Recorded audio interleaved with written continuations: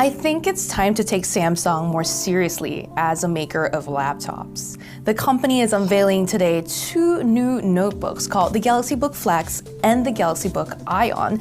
And from what I've seen so far of these devices, I am pretty impressed.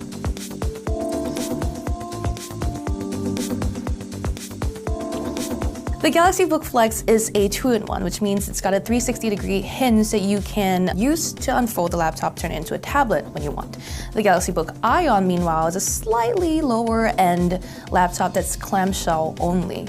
My favorite of the two, of course, is the Flex. It's a bit more of a premium device. It feels slightly heavier than the Ion. Both devices, though, come with a QLED screen available in 13 and 15-inch configurations and both running at Full HD. Now, based on what I've seen so far, these screens are gorgeous. They're vibrant, they're colorful, and they're crisp, even at that Full HD resolution. And the best thing about QLED, the Q stands for quantum dot, by the way, is that they're very good at getting up to super bright levels while still maintaining or preserving your battery. When I looked at the Galaxy Book Flex next to a Notebook 9 from last year, there was a pronounced difference in their brightness. Samsung said the difference is about 200 nits, and the Galaxy Book Flex can go up to 600 nits of brightness, which is a lot. And especially if you enforce outdoor mode, which on last year's notebooks was something that came on automatically depending on your ambient brightness. On the new Galaxy Book notebooks, you can enforce this yourself just by going into the settings. The big deal about these QLED displays, like I mentioned before, is the energy savings. And Samsung is estimating you'll get a full day's use out of these, and a number that I heard was about 20 hours of battery life. That is on par with the always connected PCs we've seen using Qualcomm's Snapdragon chipsets, so it is an impressive number. I haven't seen an Intel machine promise these numbers yet, so we have to see. Speaking of Intel, these guys come packing the latest 10th generation Intel Core chipsets. The ones that we saw had i7 chips in them, but the base level ones will have the i5 ones. Like I mentioned before, the Galaxy Book Flex is a convertible, so you can unfold it all the way and so it becomes a tablet. Now, one more special feature here is that the Galaxy Book Flex, which has a touchscreen, comes with an S Pen on board. So you can just press the little slot on the edge of the computer to pop out the stylus and then start writing on the screen as if you were working on your workbook. When you unfold the Galaxy Book Flex, the nice thing is that the keyboard and the trackpad disengage, so the system is not responding to your accidental presses or clicks or swipes on them.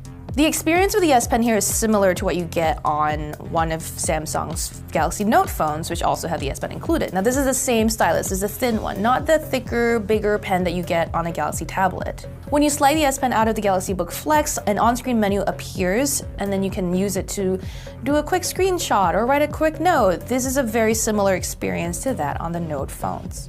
Also similar to Samsung's latest phone is a feature called wireless power share. Now, on the phones, you can use this to charge up your Galaxy earbuds or your Galaxy Watch, and you're using a Qi-compatible platform here to enable the power transfer.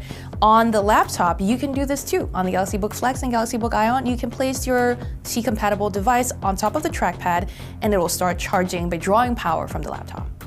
I also tried typing on both the Galaxy Book Flex and the Galaxy Book Ion. Now, both of them don't offer the deepest travel, but I will say the Ion had a little more depth in its keys than the Book Flex did, and I honestly wish there was a little bit more here. I can't complain too much though. These two devices are really thin and really light, so I see why Samsung had to kind of sacrifice the key travel here. The good thing is the buttons are all very nicely spaced, there are no undersized keys, nothing was too far out of reach, and I could type relatively quickly and accurately on these guys. There's also a fingerprint sensor on the keyboard deck, which is a strange placement for a fingerprint sensor, but hey, it's there for convenient logins and authentication when you need it.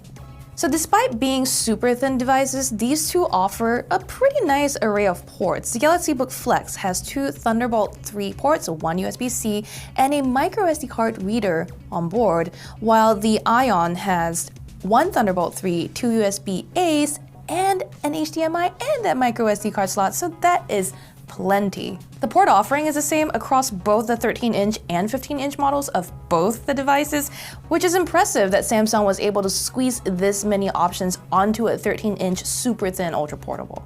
One of the differences separating the 15 and 13-inch models is that you can get the bigger notebooks with discrete graphics cards. So you can get an Intel Iris Pro option, for example, on the 15-inch models.